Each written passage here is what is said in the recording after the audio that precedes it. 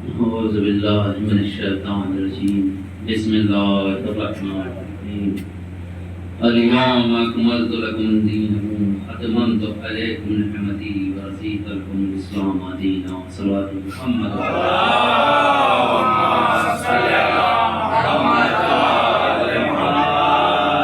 پروردگار عالم ارشاد فرما رہا ہے کہ میں نے آج تمہارے لیے دین کو مکمل کر دیا اور تم پر اپنی نعمت تمام کر دی اور تمہارے لیے اسلام کو بطور دین پسند کر لیا صلوات محمد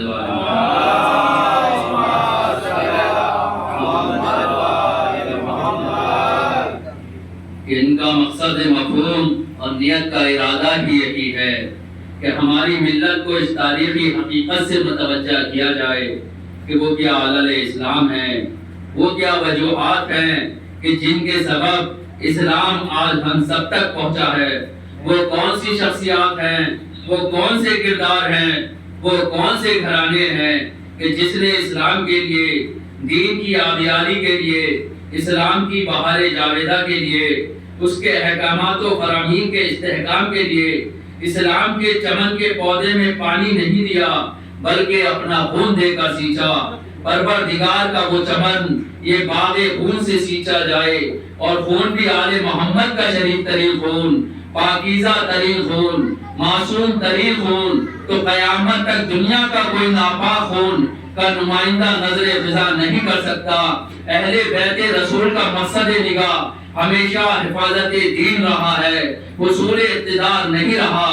اہل بیت کا مقصد کبھی بھی اقتدار کو حاصل کرنا نہیں رہا بلکہ حفاظت دین رہا ہے، اس لیے کہ ہر بندے تک اس کی انسانی فطرت کا، انسانی خواہشات نفسانی کا تقاضا یہ ہے کہ لوگ اقتدار میں اس لیے کرتے ہیں، اقتدار اس لیے حاصل کرتے ہیں، دوڑ بھاگ اس لیے کرتے ہیں کہ اگر اقتدار مل جائے گا اس کے لیے جد و جہد کرتے ہیں کہ اقتدار کے تخت پر آ کر انہیں عزت بھی نصیب ہو جائے گی۔ بلکہ یہی نہیں، صرف غریب آدمی بھی اقتدار کی بھاگ دوڑ کرتا ہے، نہیں، جن کے پاس دولتیں بھی ہیں، کروڑوں روپیہ بھی ہے، وہ بھی چاہتے ہیں کہ ہم اقتدار پالیں، اس لیے کہ یہاں عزت کا پیمانہ اگر اقتدار میں رہیں گے تو عزتیں ملتی رہیں گی، اگر ہم پاور میں رہیں گے تو عزتیں ملتی رہیں گی، اگر ہم انجمنوں میں رہیں گے تو ہمیں عزت ملتی رہے گی، اگر ہم متولی بنے رہیں گے تو عزتیں ملتی رہیں گی، اگر ہم پاور میں رہیں گے تو ہمیں عزت ملے گی۔ مگر آل محمد بہت ہی بے نیاز ہیں ان تمام مادی عزتوں سے، انہیں نہ تخت کی عزت نہ تخت کی پرواہ ہے، کیوں؟ انہیں تخت عزت نہیں دیتا بلکہ یہ تخت کو عزت دیتے ہیں۔ سبحان محمد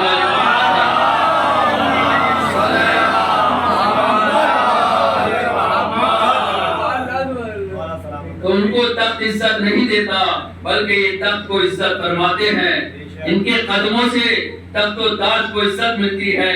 اگر اس نقطۂ نگاہ سے انسانی فطرت کے مطابق آپ جسارت کریں تو آپ کو پتا چلے گا کہ دنیا میں جتنے بھی تخت خاندانوں کے لوگ ہیں اکثریت کو چھوڑ کر انہوں نے اپنی زندگیاں صرف کر دی اس لیے تاکہ ہمیں تخت حاصل ہو جائے، پوری زندگیاں لگا دی تخت حاصل کرنے میں، ہزاروں زندگیوں کو خون میں بھی نلایا کہ کسی طرح تخت کے ذریعے اپنے بے عزت گزرے ہوئے زمانے کو عزت دار میں تبدیل کر دیا جائے۔ تو آپ کو جہاں بھی ایک حویث اقتدار کے لیے، تخت و تاج کی حویث کے لیے، جہاں کہیں بھی آپ کو قتل و غارت نظر آئے، جہاں کہیں بھی آپ کو خون آلود تلواریں نظر آئے، جہاں کہیں بھی آپ کو مسلمان کا گلا کاٹتا ہوا نظر آئے، جہاں کہیں بھی انسان دوسرے انسان کو نیچا دکھاتا نظر آئے، تو سمجھ لینا کہ اس کے خاندانی پس منظر میں جو کھوٹ ہے وہ اقتدار تک پہنچنے کے لیے ہے، اپنا شجرے کو خوش کرنے کے لیے ہے، حسب و نسب کی صحت کے لیے ہے، کیوں؟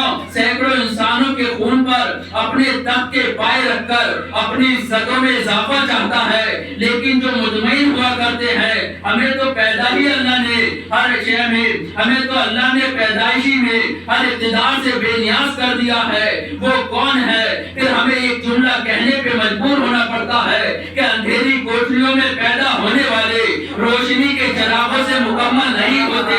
کیوں؟ لیکن جن کی پیدائشی خدا کے گھر میں ہو, آنکھ کھولی تو رسول کی آغوش میں کھولی, رضا پائی تو نواب پیغمبر سے پروان چڑھے, قدم رسول پر یہ سوئے تو بستر رسول پہ سوئے, معراج پائی تو دوش رسول پر آئے, تخت پر آئے تو امیر المومنین کہلائے, ارے اگر زمین پہ بیٹھے تو ابو تراب کہلائے. جواب محمد والے محمد.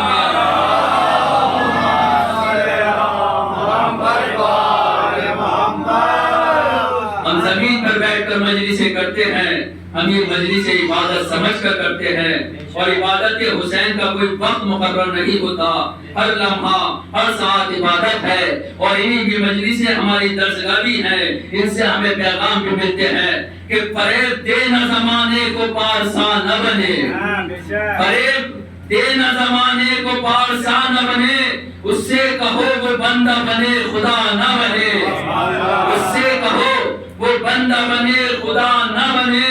ارے وفور دولت دنیا تو عارضی شے ہے, ارے اسے کہو کہ تکبر میں باولا نہ بنے, اسے کہو کہ تکبر میں باولا نہ بنے. ارے امیر شہر یہی چاہتا ہے حضرت, ہماری چیخ گلے میں رہے صدا نہ بنے, امیر شہر یہی چاہتا ہے یا حضرت, ہماری چیخ گلے میں رہے صدا نہ بنے. تو خدا سروں پہ سلامت رکھے بڑوں کے ہاتھ, کسی بھی گھر کوئی چھوٹا بڑا نہ بنے. درود میرے محمد والے محمد پر.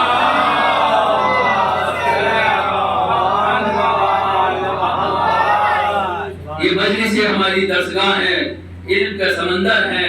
علم ہمیشہ دنیا کے ہر کام پہ کام آتا ہے کہ ہر قدم پر علم کرتا ہے بشر کی رہبری, ہر قدم پر علم کرتا ہے بشر کی رہبری. علم نے آ کر بنایا آدمی کو آدمی, اور علم نے آ کر بنایا آدمی کو آدمی. تو سر سے پاؤں تک بالیقین ان میں مجسم ہے نبی, وہ مدینہ علم کا ہے اور درسازہ علی. تو جہل نے تو ہر قدم ہر کام پر تفریق کی, علم ہی نے علم کی ہر دور میں تصدیق کی. صلی اللہ علیہ وسلم.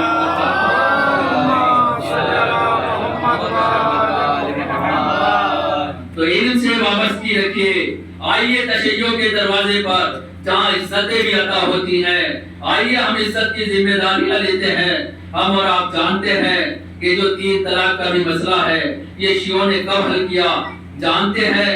آج پوری دنیا میں اگر آپ شیعوں کا ملک دیکھنا چاہتے ہیں تو دنیا کے نقشے پر جو شیعوں کا چہرہ ہے اس کا نام ہے ایران. اور اب یہ ہم نہیں بلکہ ہر لوگ سمجھ گئے, سب کہتے ہیں کہ اسلام کے تو ملک ایک ہے, مسلمانوں کے بہت سارے ہیں, مگر اسلام کا ایک ہی ملک ہے. اب آ کر یہ دنیا سمجھ گئی کہ مظلوم کی حمایت میں کون کھڑا ہوتا ہے, ظلم کا حامی کون ہے. تو دنیا کے نقشے پر مسلمانوں کے ملک تو بہت سارے ہیں, اسلام والا ایک ہے. ہم نے پوچھا بھئی یہ کیسے پتا چلا کہ مسلمانوں کا ملک کون سا, اسلام والا کون سا؟ اس نے کہا اس میں پتا کرنے کی بات ہی کیا ہے, ہم 2 منٹ میں آزما لیتے ہیں. ہمارے پاس ایک پیمانہ ہے, ایک کسوٹی ہے. ہم نے کہا وہ کیسے؟ کہا اس نے کہا کہ جو امریکہ کی آنکھوں میں آنکھیں ڈال کے بات کرے وہ اسلام والا ملک ہے, جو نظریں جھکا کے بات کرے وہ مسلمان والا ملک ہے. صلی اللہ علیہ محمد علیہ.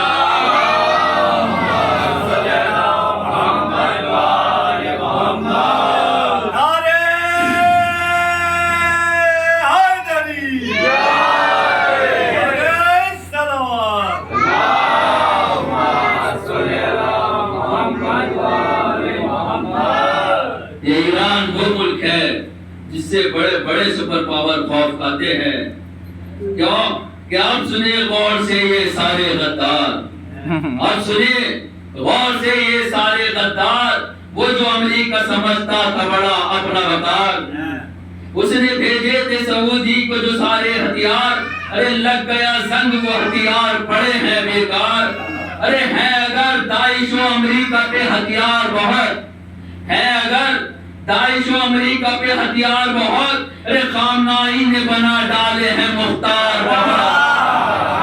محمد والے محمد پر.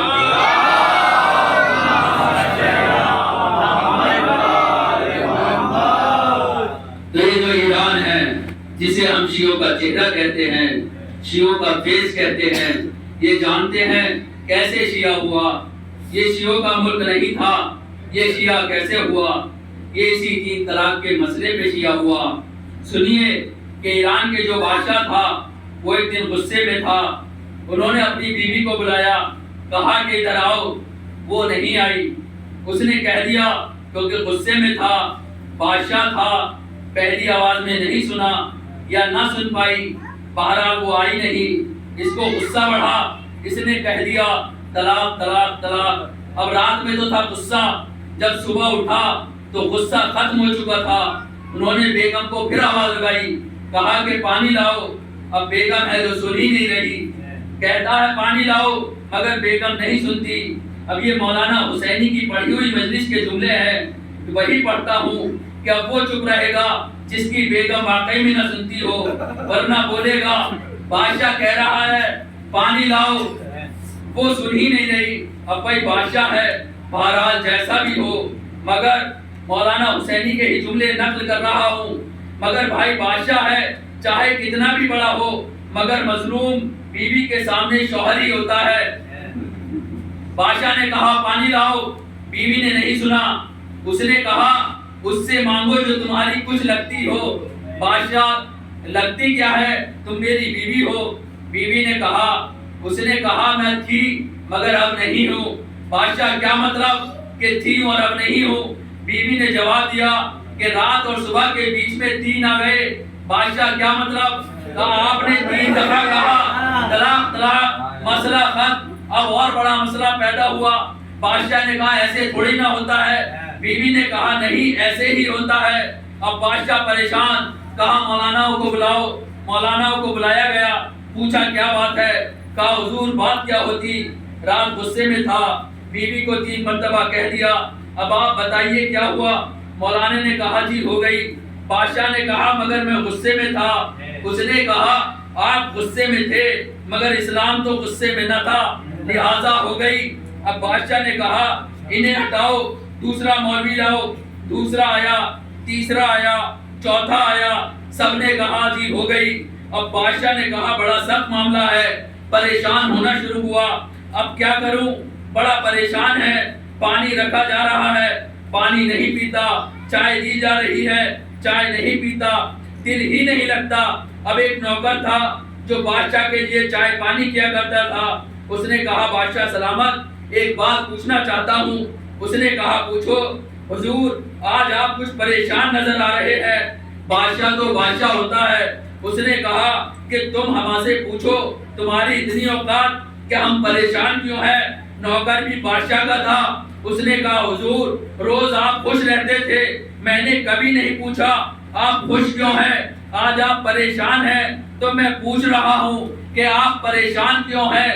تو یہ لفظ نہیں بلکہ شیعت کی تاریخ ہے، روز آپ خوش رہتے تھے، میں نے نہیں پوچھا کہ ہنس کیوں رہے ہیں، لیکن آج آپ پریشان ہیں تو پوچھ رہا ہوں رو کیوں رہے ہیں۔ اس کا مطلب یہ ہے کہ ہنستے ہوئے سے کوئی نہیں پوچھتا کہ آپ ہنس کیوں رہے ہو، مگر روتے ہوئے سے ہر کوئی پوچھے گا تم رو کیوں رہے ہو۔ بھائی کوئی سمانہ میں پڑھی ہوئی مجلس ہے کہ سمانہ میں مجلس پڑھی مولانا حسینی نے، انہوں نے مثال دی کہ پنجاب سمانہ میں نئے آئے ہوئے ہو، مجلس میں ایک بچہ رو رہا تھا، فیملی سے بچھڑ گیا تھا، اسے اعلان کے لیے لے آئے۔ اب اگر یہی بچہ ہنستا ہوا ٹہل رہا ہوتا تو کسی کو پتہ نہ چلتا، نہ پتہ چلتا۔ بچہ ہی نہیں اگر بڑا بھی اگر چوراہے پر کھڑے ہو کر رونے لگے تو پیدل والا بھی پوچھے گا کیوں رو رہے ہو، سائیکل والا بھی پوچھے گا، موٹر سائیکل والا بھی پوچھے گا۔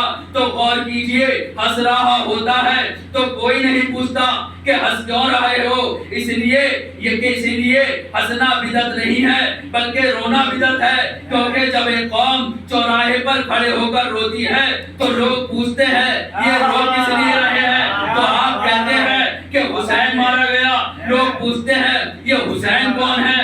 آپ نے نے کہا کہ نبی کا نوازا حسین ہے. اچھا نبی کے نوازے کو مارا کس نے؟ کہا یزید نے. اب یزید کون تھا؟ کہا معاویہ کا بیٹا ابو سفیان کا پوتا. تو پتہ چلا ایک آنسو نے حسین کا پتہ بھی دے دیا, یزید کا پتہ بھی دے دیا, حسین کا پتہ بھی دے دیا, یزید کا پتہ بھی دے دیا. اس لیے دنیا کی سب سے قیمتی شے کا نام ہے آنسو. اسی لیے فاطمہ زہرا کچھ اور لینے نہیں آتی بلکہ آنسو لینے آتی ہے. صلی اللہ علیہ وسلم.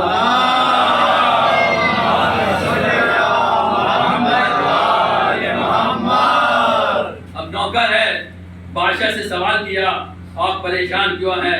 بادشاہ نے بتایا پریشان تو ہوں. کہا کیوں؟ کہ رات طلاق دے دی. کہا کیسے دی؟ کہا غصے میں دے دی. تو کہا کیا؟ کہا ایسے ایسے کہہ دیا. تو اس نے بادشاہ سے پوچھا کیا ایسے ہو گئی؟ اب بادشاہ کہتا ہے یہ سارے مولوی تو کہہ رہے ہیں ہو گئی. اس نے کہا ارے ان مولویوں کو کچھ نہیں پتا. بادشاہ نے کہا دربار میں مولوی تو یہی ہے, دربار میں تو یہی ہے. اس نے کہا میں ایک مولوی کو اور جانتا ہوں. بادشاہ نے کہا تو کہاں ہے؟ تو کسے جانتا ہے؟ جب میرے ملک میں فقہی چار ہے اور سب نے یکجا ہو کر کہا اب تو کسے اور کہاں سے لائے گا؟ اس نے نوکر نے کہا تمہارے ملک میں ہی تو چار ہے, ایک پانچواں بھی ہے. اس نے کہا پانچواں کہاں ہے؟ اس نے کہا کہ وہ ہے شیعہ. وہ کہاں ہے؟ اس نے کہا وہ آپ کے ملک میں نہیں رہتا, وہ رہتا ہے ہلا میں. ان سے پوچھئے کہ طلاق ہوئی یا نہیں. اب بادشاہ نے کہا اچھا جاؤ جلدی جاؤ اور جلدی سے ان ہلا والے مولوی کو لے کر آؤ اور سنو یہ گھوڑا لے کر چلے جانا, اسی پر بٹھا کر لانا کیونکہ یہ بہت تیز رفتار کا گھوڑا ہے, تیز دوڑتا ہے. اب سنیے اب سنیے کہ تشیع کیا چیز ہے. اب جو پہنچا اس نے پوچھا محلہ ہلا میں پہنچا کہ ہلا میں کوئی ایسا مولوی ہے؟ اس نے کہا سن وہ مولوی نہیں بلکہ افتخار تشیع ہے, تشیع کی پہچان ہے, تشیع کی جان ہے. کہا کون ہے؟ کہا انہیں کہا جاتا ہے علامہ ہلی. وہ کون سا گھر ہے؟ کہ بتایا یہ ان کا گھر ہے. اب سنیے شیعہ کے مولوی کا دماغ کہاں ہوتا ہے, جو لوگ گالیاں دے رہے ہیں وہ بھی ضرور سنیں. اس نے جا کر دق الباب کیا اور کہا علامہ ہلی نے دروازہ کھولا, سامنے غلام آ کر کھڑا ہوا, پیچھے سپاہی تھا. کہا بھائی تم کون ہو؟ پہلا جملہ غلام نے کہا اور علامہ ہلی کو شکریہ ادا کرنے پہ مجبور کر دیا. اس نے کہا کیا کہا؟ اس نے کہا کہ حضور ایران کا بادشاہ مشکل میں ہے اور آپ کو بلا رہا ہے. کہا پھر کہا ایران کا بادشاہ مشکل میں ہے اور آپ کو بلا رہا ہے. بس مجلس تو یہیں بھی ختم ہو جائے تو کوئی بات نہیں. بس علامہ ہلی نے شکر ادا کیا. پروردگار تیرا شکر ہے, کل جب بادشاہ پریشان تھا تو مولا کو بلایا تھا, آج بادشاہ پریشان ہے تو اس غلام کو بلایا ہے.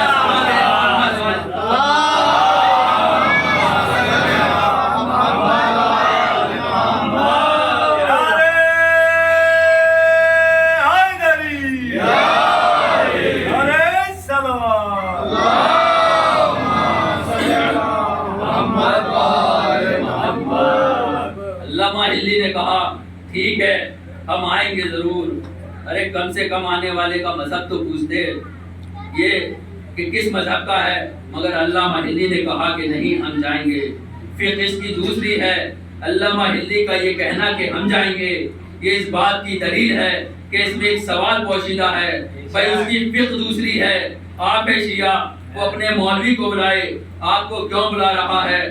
آپ کیوں جائیں گے؟ علامہ ہلی نے کہا دیکھو ہم بادشاہ کے بلاوے پہ نہیں جا رہے, ہم اسلام بتانے جا رہے ہیں.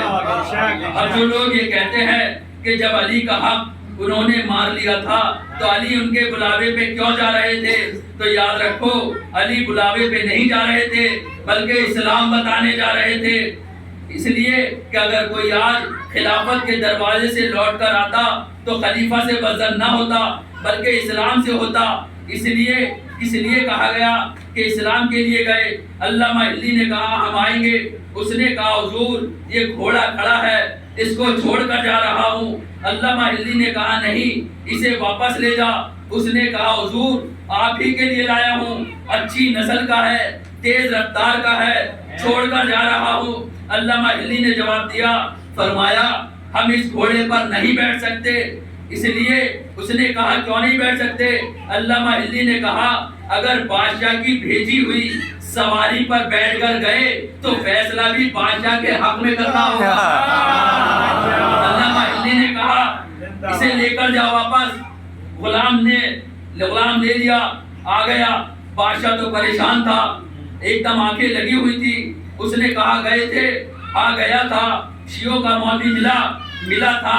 اس نے کہا آئیں گے، آئے کیوں نہیں؟ کہا آئیں گے، آئے کیوں نہیں؟ اس نے کہا اپنے وقت پہ آئیں گے۔ کہا کیا مطلب؟ اس نے کہا جب میں نے ضد کی تو انہوں نے کہا سنو ہم بادشاہ زمانہ کے غلام نہیں، ہم امام زمانہ کے غلام ہیں۔ درود ہے محمد والے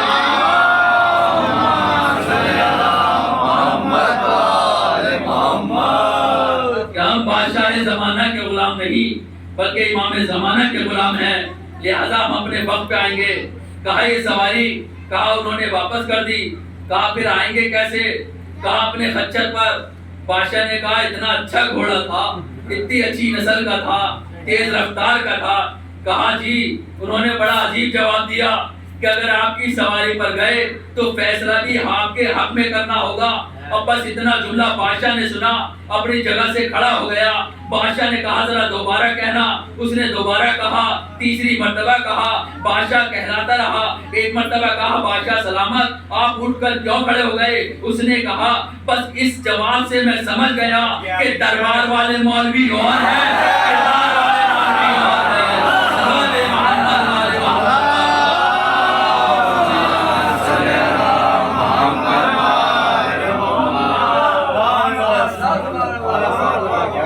الحمدللہ آپ کے یہاں درباری مولوی نہیں بلکہ کرداری مولوی ہیں، اور یہ کردار کی ہی دھمک ہے جو ایک چھوٹے سے کمرے میں بیٹھ کر بھی امریکہ جیسے سپر پاور کو للکار دیتا ہے۔ تو علامہ ہلی پہنچے نوکر کے جانے کے 6-7 دن بعد۔ بادشاہ پہ ایک دن بھاری گزر رہا ہے، ایک منٹ بھاری ہے۔ بھائی یہ تو اس سے پوچھو جس کی طلاق ہوئی ہو۔ 6واں دن ہے، غلام نے آ کر کہا حضور مبارک ہو، وہ شیعوں کا مولوی آ چکا ہے۔ بادشاہ نے کہا رک جاؤ، میں خود استقبال کروں گا۔ حضور آئیے، کمرہ دیا گیا۔ کہا کل دربار میں لے کر آنا۔ سب سے پہلے بادشاہ پہنچ گیا۔ اور دن کا حال یہ تھا پہلے مولوی پہنچتے تھے، بادشاہ بعد میں پہنچتا تھا، مگر آج حال یہ ہے کہ بادشاہ پہلے پہنچ گیا، مولوی کا انتظار ہو رہا ہے۔ کہا اچھا، سب پہنچ گئے۔ مولویوں نے آنا شروع کیا، حنفی آئے، حنبلی بھی آئے، مالکی بھی آئے، شافعی بھی آئے، سارے آ گئے۔ اس نے کہا اب شیعوں کے مولوی کو بھی لاؤ۔ علامہ ہلی آئے، سارے مولویوں نے مل کر کہا دیکھو ہم مالکی، حنفی، شافعی بعد میں ہیں، آج تو ہمیں سب نے مل کر اس اکیلے شیعہ مولوی کو گھیر لینا ہے، کیونکہ یہ ہے اکیلا، آج اسے گھیر لو، ہم بعد میں آپس میں لڑتے رہیں گے، یہ آج اس سے مقابلہ کر لو، آج سب یکجا ہو کر اس سے مل لو۔ تو آج تو ہمیں سب نے مل کر اس اکیلے کو مار لینا ہے، آج اسے گھیر لو، ہم بعد میں لڑیں گے آپس میں، مگر آج جانے نہیں دینا۔ اب علامہ ہلی آئے، ایک مرتبہ دروازے پر آ کر کھڑے ہو گئے۔ کیا دیکھا؟ اور دروازے پر کھڑے ہو کر بادشاہ کو دیکھا تو بادشاہ جوتیوں کے ساتھ بیٹھا ہے۔ پھر مولویوں کو دیکھا، سارے جوتیوں کے ساتھ بیٹھے۔ اب ایران کے جو سب سے زیادہ مشہور ہے وہ ہے وہاں کی قالینیں۔ قالین بہت مشہور ہے ایران کی، قالین جو ایران کے ہیں سب میں زیادہ مشہور۔ علامہ ہلی نے پھر قالین کو دیکھا، جوتیاں اتاری، ایک مرتبہ بغل میں دبا لی۔ اب اس نے دیکھا کہ بادشاہ بھی جوتیوں سمیت، مولوی بھی جوتیوں سمیت، درباری بھی جوتیوں سمیت، مگر علامہ ہلی نے اپنی جوتیاں اتاری اور بغل میں دبا لی۔ اب دیکھیے آپ تو صرف اتنا سن کے ہنس رہے ہیں، لیکن جو دربار میں بیٹھے ہوں گے ان کا کیا حال ہو رہا ہوگا، جو دیکھ رہے ہوں گے ان کا کیا عالم ہوگا۔ تو جیسے ہی علامہ ہلی نے پا برہنہ ننگے پیر قالین پہ قدم رکھا تو انہوں نے سمجھا کہ بس کام ختم ہو گیا، ارے یہ تو بیکورڈ ہے، یہ تو پچھڑا ہوا ہے، ہم اس کو مل کر گھیر لیں گے۔ ہم یہی تو کہتے تھے کہ کل تک جب تم سے ایک ننگے پیر والا تمہاری سمجھ میں نہ آیا تو یہ قوم ننگے پیر والی تمہاری سمجھ میں کیا آئے گی؟ محمد والے محمد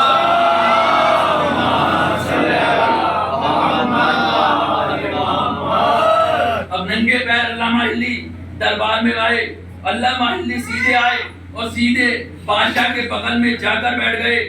علامہ ہلی سے بادشاہ نے پوچھا حضور یہ سب کیوں ہنس رہے ہیں؟ ایک تاریخ ساز جواب دیا جس پہ مولوی سارے آؤٹ۔ علامہ ہلی کا جواب سنے، بادشاہ نے پوچھا یہ کس لیے ہنس رہے ہیں؟ علامہ ہلی نے فرمایا یہ اس لیے ہنس رہے ہیں کیونکہ یہ سب کے سب جاہل ہے۔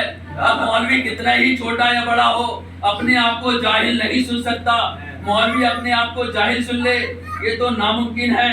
مولوی کھڑے ہو گئے، کہنے لگے غلط، ہم اس لیے نہیں ہنس رہے کہ ہم جاہل ہیں، سب جوتے پہنے بیٹھے ہیں، آپ جوتے اتار کر رہے، ہم اس لیے ہنس رہے ہیں۔ علامہ ہلی نے کہا اسی لیے تو کہہ رہا ہوں کہ تم جاہل ہو۔ اس نے کہا آپ کی جوتی اتارنے سے ہمارے جاہل ہونے سے کیا تعلق ہے؟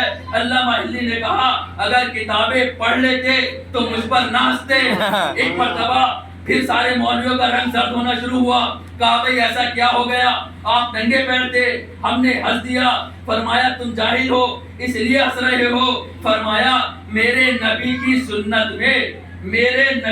سنت میں دربار میں مالکی بھی ہیں، شافعی بھی ہیں، سب ہیں، لیکن جملہ کہا کہ میرے نبی کی سنت میں، اس کا مطلب یہ ہے بھرے دربار میں بتایا کہ ان کا نبی اور ہے، میرا نبی اور ہے، ان کا نبی اور ہے، میرا نبی اور ہے۔ کہا فرق کیا ہے ان کے نبی میں اور ہمارے نبی میں؟ فرق بتاؤں، فرق کیا ہے؟ فرق یہ ہے ان کا نبی وہ ہے جو 40 سال بعد نبی بنے، ہمارا نبی وہ ہے جو پیدا ہوتے ہی نبی بنے۔ ان کا نبی وہ ہے جو ان جیسا، ہمارا نبی وہ ہے جو علی کا بھی مولا، ان کا وہ ہے جن کے لیے جبرائیل آتا ہے، نیچے لٹا کر آپریشن کرتا ہے، چلا جاتا ہے۔ ہمارا نبی وہ ہے جن کا چھوٹا بھائی جبرائیل کو بٹھا کر پڑھا دیتا ہے۔ محمد والے محمد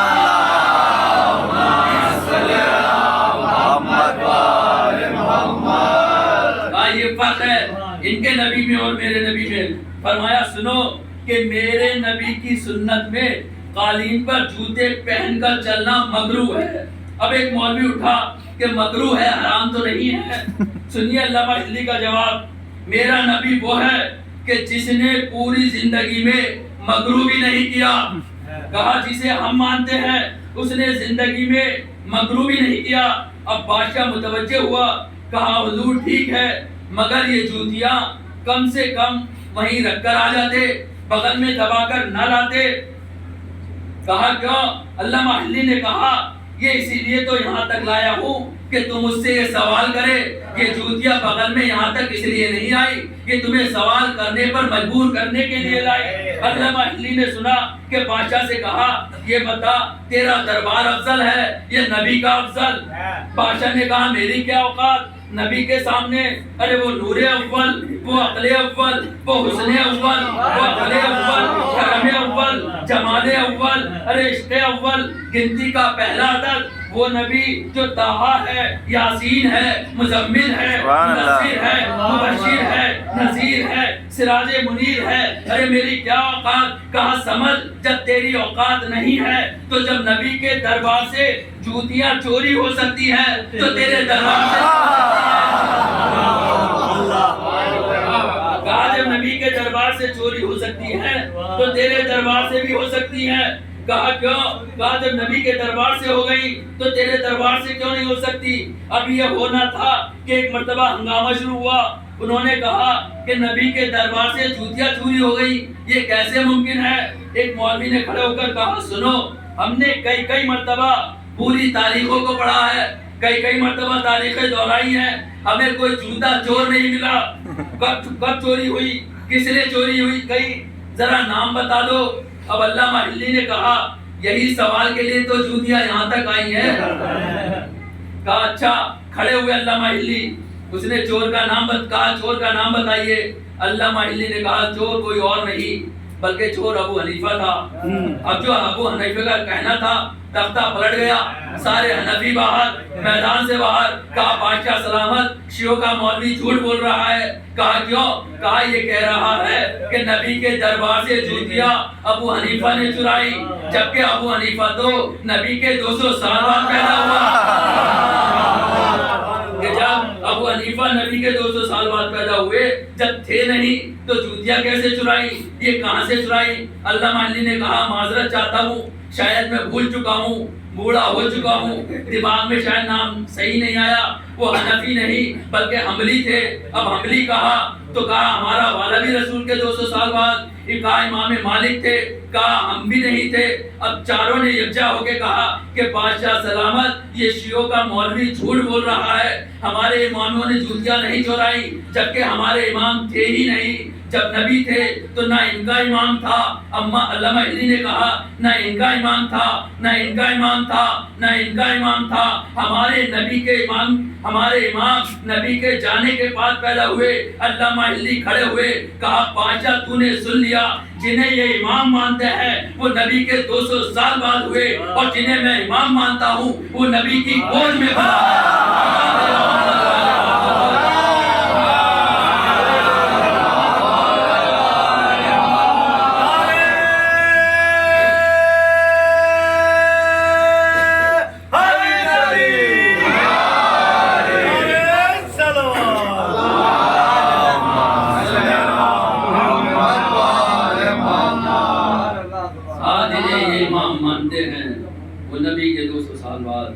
جنہیں ہم امام مانتے ہیں وہ نبی کے ساتھ ساتھ نبی کی گود میں پلا ہے، انگلی پکڑ کے چلا ہے۔ وہاں لڑائی ہونی شروع ہوئی، سارے یا تو پکڑ کر گھیرنا چاہ رہے تھے یا آپس میں ہی جھگڑا شروع ہو گیا۔ انہوں نے کہا کیا ضرورت تھی یہ کہنے کی 200 سال بعد پیدا ہوئے؟ اس نے کہا نہ کہتے تو جوتی چور ثابت ہو رہے تھے، کہا اگر جوتی چور نہیں کہلوانا تھا تو سچائی تو بیان کرنا تھی۔ اب بادشاہ ٹینشن میں، بادشاہ کہہ رہا ہے یہاں مسئلہ میری طلاق کا تھا، یہاں جوتی چوری کا شروع ہو گیا۔ کہا اس نے کہا یہ نیا بواز اڑا، اب بادشاہ کیا کرے؟ بادشاہ چپ، مولوی بادشاہ کو دیکھ رہے ہیں، بادشاہ کبھی مولویوں کو دیکھتا ہے، کبھی علامہ علی کو دیکھتا ہے، کبھی دربار کو دیکھتا ہے۔ یہ کہہ رہے تھے کہ اکیلا ہے، سب مل کر گھیر لیں گے، مگر اس اکیلے نے سب کو گھیر دیا، اب کیا کرا جائے جس سے پیچھا چھڑایا جائے؟ انہوں نے کہا جی فیصلہ تو بادشاہ کا ہی مانا جائے گا، جو فیصلہ بادشاہ کریں گے وہ سب مانیں گے۔ بادشاہ نے کہا میں ایک فیصلہ کر رہا ہوں، اسے سب سنیں اور سب اس پہ عمل بھی کریں۔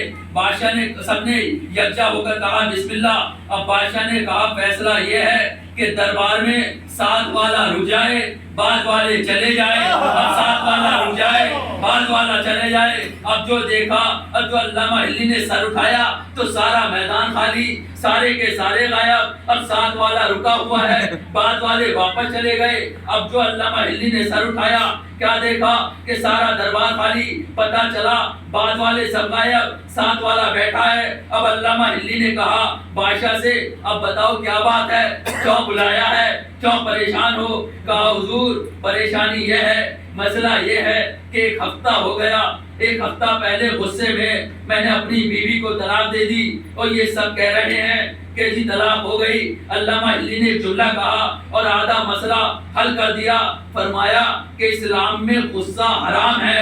اس نے کہا حضور آپ یہ بتائیے، حرام حلال چھوڑیے، یہ بتائیے طلاق ہوئی یا نہ ہوئی؟ میرا مسئلہ حرام حلال کا نہیں، بلکہ بس اتنا بتاؤ میری طلاق ہوئی یا نہ ہوئی؟ یہ جو میں نے 3 دفعہ کہا یہ ہوئی یا نہ ہوئی؟ علامہ علی نے کہا کہ سن، شیعوں کی پرابلم ہی یہ ہے کہ یا تو یہ قرآن کی مانتے ہیں یا امام کی مانتے ہیں۔ امام کی تجھے بتاؤں تو تجھے یہی نہیں پتا امام کون ہے، اب قرآن کی بتاؤں تو قرآن منگا اور اس سے بتاتا ہوں کہ تیری طلاق ہوئی یا نہیں۔ قرآن منگایا گیا، علامہ علی نے قرآن کھولا اور کہا پوچھ اس سے۔ اب قرآن نے اٹھ کر آواز دی، قرآن نے کہا سنو، اگر تمہارے درمیان کبھی اختلاف ہو بھی جائے تو اسے حسن اخلاقی سے جدائی میں تبدیل کر دینا، مگر شرط یہ ہے کہ کم سے کم 2 گواہ موجود ہوں۔ شرط یہ ہے کہ کم سے کم 2 گواہ موجود ہو۔ علامہ علی نے پھر زور دیا کہ 2 گواہ ہو، 2 گواہ ہو۔ اس نے کہا میں سمجھا نہیں۔ علامہ علی نے کہا یہی تو پرابلم ہے، بغیر امام کے کچھ سمجھ میں نہیں آتا، خالی کتاب کافی نہیں ہوتی۔ علامہ علی نے کہا کہ جب تو نے طلاق دی تو کوئی گواہ تھا؟ اس نے کہا نہیں، میں کہنے والا، وہ سننے والی، میں دینے والا، وہ لینے والی۔ علامہ علی نے کہا تو رو کیوں رہا ہے؟ جب شرائط پورے نہیں ہوتے تو طلاق کیسی؟ کہا اچھا، کہا کیا مطلب؟ کہا تیری طلاق نہیں ہوئی، بس اتنا سنا، بادشاہ تخت سے اٹھا، زمین پر بیٹھا، تخت کو چھوڑ دیا۔ علامہ علی وہ ہے جس پہ بڑے بڑے بادشاہ تخت کو چھوڑ کر زمین پر بیٹھنا فخر محسوس کرے۔ ایک مرتبہ بادشاہ نے تخت کو چھوڑا، زمین پہ بیٹھا اور کہا علامہ علی سے، کہا حضور اپنا ہاتھ دے دیجئے۔ علامہ علی نے ہاتھ دیا۔ بادشاہ نے کہا مجھ پہ ایک احسان کیجئے۔ علامہ علی نے کہا ارے وہی تو کرنے کے لیے یہاں تک آئے ہیں، سننا سنے۔ ہاتھ میں ہاتھ دیا، ہاتھ دے کر کہا حضور ایک احسان اور کر دیجئے۔ کہا بہت دن رہ لیا بعد والوں کے بعد، بعد والوں کے ساتھ، مگر اب مرنا چاہتا ہوں نبی کے ساتھ والوں کے ساتھ۔ محمد والے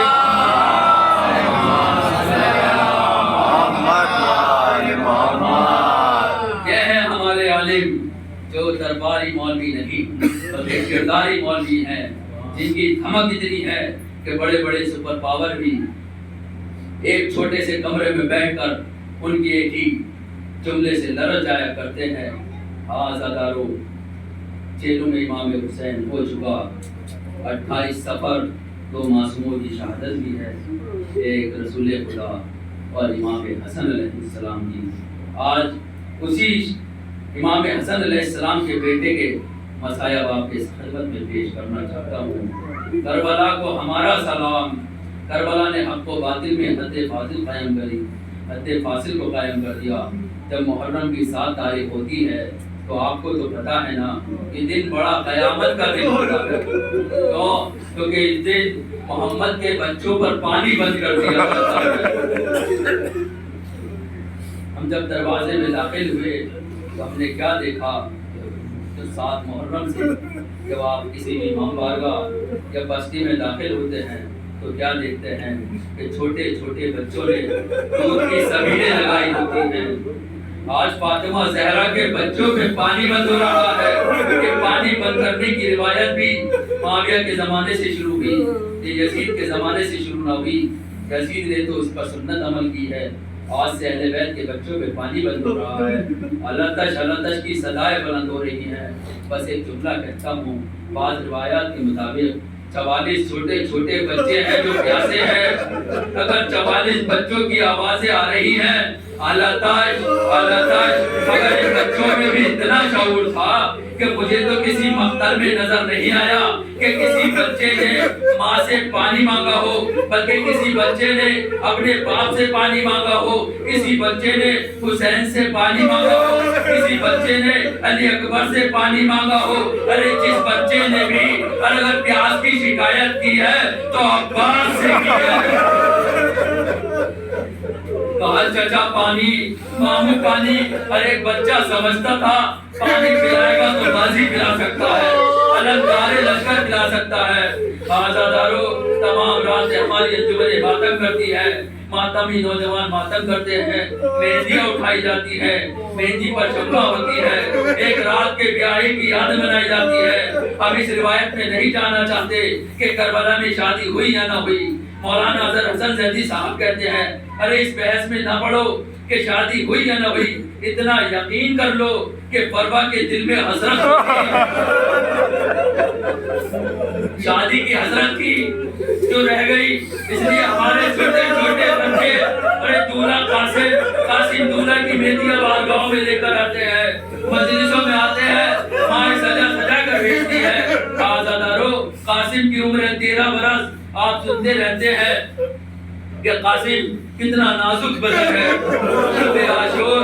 شب عاشور کی ساری رات جب امام حسین کی قاسم پر جب نظر پڑتی تو حضرت قاسم ارے پنجوں کے بل اونچے کھڑے ہو جاتے تھے اور قد کو اپنا اونچا کر کے سینہ چھوڑا لیا کرتے تھے کہ کہیں حسین مجھے چھوٹا نہ سمجھے، ارے چھوٹا سمجھ کر لڑنے کی اجازت نہ دے، ارے مجھے بڑا سمجھ کر مجھے اجازت دے دے۔ کہ دیکھو چچا میرا قد بڑا ہو گیا ہے، میں آپ پر قربان ہونا چاہتا ہوں۔ آزادارو چڑھ گیا 10ویں کا دن، علی اکبر اور غازی آپس میں باتیں کر رہے تھے۔ علی اکبر عرض کرتے ہیں چچا غازی صبح بابا پر پہلے میں قربان ہوں گا۔ تڑپ کر غازی کہتے ہیں نہ اکبر، تو شہید ہو گیا تو مولا کی آنکھوں کا نور چلا جائے گا، اس لیے پہلے میں پاس جاؤں گا۔ علی اکبر نے عرض کی چچا آپ انصاف کریں، اگر آپ چلے گئے تو میرے بابا کی کمر ٹوٹ جائے گی۔ ارے اسی اسنا میں حضرت قاسم دوڑ کر آئے، کبھی اکبر کے ہاتھ کو چوما، کبھی غازی عباس کے ہاتھ کو چوما اور رو کر عرض کی ارے نہ اکبر تم جانا، نہ چچا تم جانا، ارے میں یتیم ہوں، پہلے میں جاؤں گا، میرے جانے سے نہ کسی کی کمر ٹوٹے گی نہ کسی کی آنکھوں کا نور جائے گا۔ ارے امام حسین نے سنا، ارے دوڑ کر آئے، ارے قاسم کو سینے سے لگایا اور رو کر فرمایا قاسم ارے تو مجھے اکبر سے بھی زیادہ حافظ ہے، ارے تیرے جانے سے ایک نہیں بلکہ 2 گھر اجڑیں گے۔ آزادارو قاسم کی عمریں کل 13 برس، نازک اتنا ہے کہ حسین نے اتنا نازک ہے کہ حسین نے امام حسن کی شہادت کے بعد حسین نے بھی قاسم کو کبھی موٹا کپڑا نہ پہنایا، ہمیشہ باریک لباس پہنایا، اس لیے کہ بڑا پھول کا جسم تھا، بڑا شہزادے والا جسم تھا۔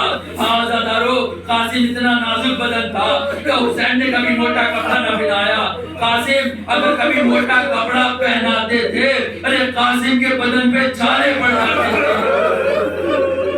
ارے جب بدن پر ارے موٹا کپڑا گرا گزرتا ہو، اللہ جانے ارے گھوڑے سے گر کر اس کے بدن پر ارے 500 گھوڑے ایک ساتھ دوڑا دیے گئے۔ آزادارو مولا تمہیں کوئی غم نہ دے سوائے غم حسین کے، کیا گزری ہوگی اس قاسم کے بدن پر جس کے جسم پر گھوڑے دوڑا دیے گئے۔ گھوڑا نالو زمین قاسم کے اس طرف سے اس طرف گزر گئے، اس طرف سے اس طرف۔ مجھے نہیں بتایا کہ قاسم کی لاش کے ٹکڑے کتنے ہوئے، اتنا پتا ہے کہ جتنے حسن کے جگر کے ٹکڑے زہر کھانے کے بعد ہوئے، اتنی قاسم کی لاش کے ٹکڑے ہوئے۔ ارے قرآن کربلا میں بکھر گیا، قاسم گھوڑے سے زمین پہ آیا، ارے کسی کو نہیں پکارا، بس اتنا کہا اماں میں گھوڑے سے گر گیا۔ ارے حسین دوڑے، کہیں قاسم کا لاشا نظر نہیں آیا، ارے حسین دوڑے، قاسم کا لاشا نظر نہیں آیا۔ عزیزوں کیوں نظر نہ آیا؟ ارے لاشا ہوتا تو نظر آتا، ارے کربلا میں بکھر چکا تھا۔ ارے کہیں بازو ملا، کہیں انگلیاں، کہیں پسلیاں، ارے کہیں سینہ۔ حسین ہر اعضائے بدن کو اٹھاتے ہیں، ابا کے دامن میں ڈالتے ہیں، ہر ٹکڑے کو اٹھا کر